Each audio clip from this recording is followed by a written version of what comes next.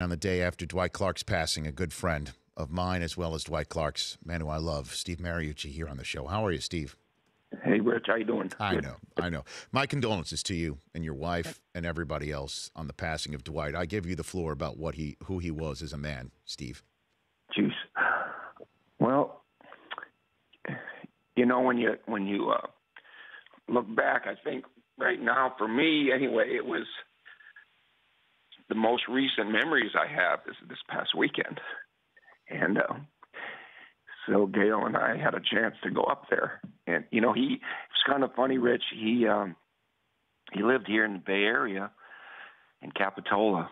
And I think you knew this, that the guys, you read the book Tuesdays with Maury by Mitch Albom, right? And so we had Tuesdays with Dwight. And there would be 10, 15, 20 guys on Tuesdays going over to Capitola and having lunch with Dwight.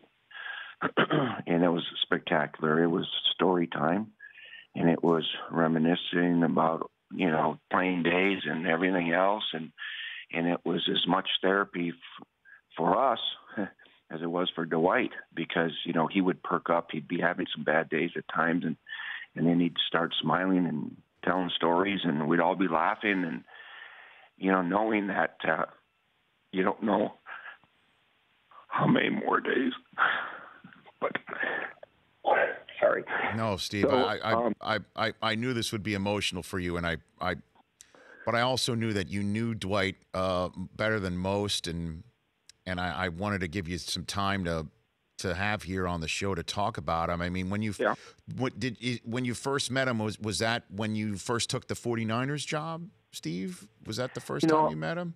We all knew who Dwight Clark was when he made the catch, and he began that 49er dynasty, and that was the start of something really, really special in the National Football League, and we all know that, and how many times have we seen that call and that play, and to go ahead 28-27 over the Cowboys with 51 seconds left. I was watching that as a fan back in '81, and we all were. But I met him a couple times, but we became friends when I became the head coach, because he was the GM of the 49ers. And I'll tell you what,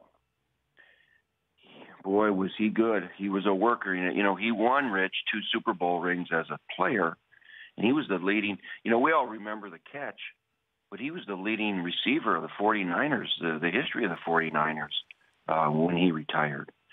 Jerry Rice came in. They drafted Jerry Rice to play with Dwight Clark, opposite Dwight, and then Dwight got hurt and eventually retired.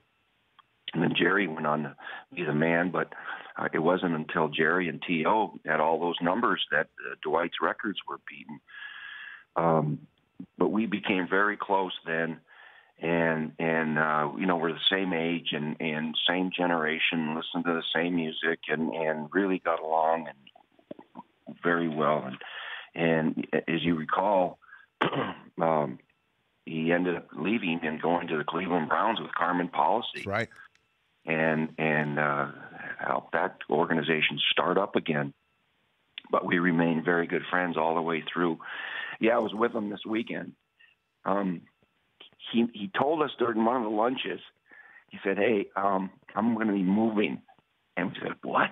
And he he's a Bay Area. Well, he's from Carolina, but he's been in the Bay Area for so long, and this is his home. And he says, "I'm going to be moving." And we were kind of like, "Why? What are you talking about?" And he says, "Yeah, we're going to go to Montana and live up there and be close to Eddie DeBartolo. And we're going to get some acreage and place for horses and dogs to run around and quiet." And we never really got a good explanation from him other than, he wanted to, Kelly, his wife, enjoys that kind of lifestyle too. And maybe it was to get away from, a lot of people. And Richie was deteriorating pretty quickly. And so, about a month ago, we moved up there. And so I just thought that, Gail and I said, let's go see him.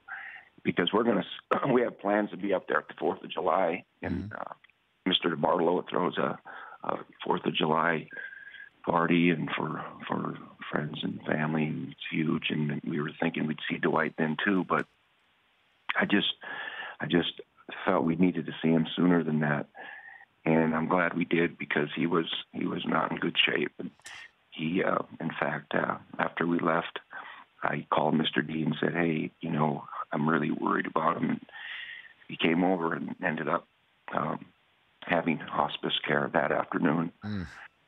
So.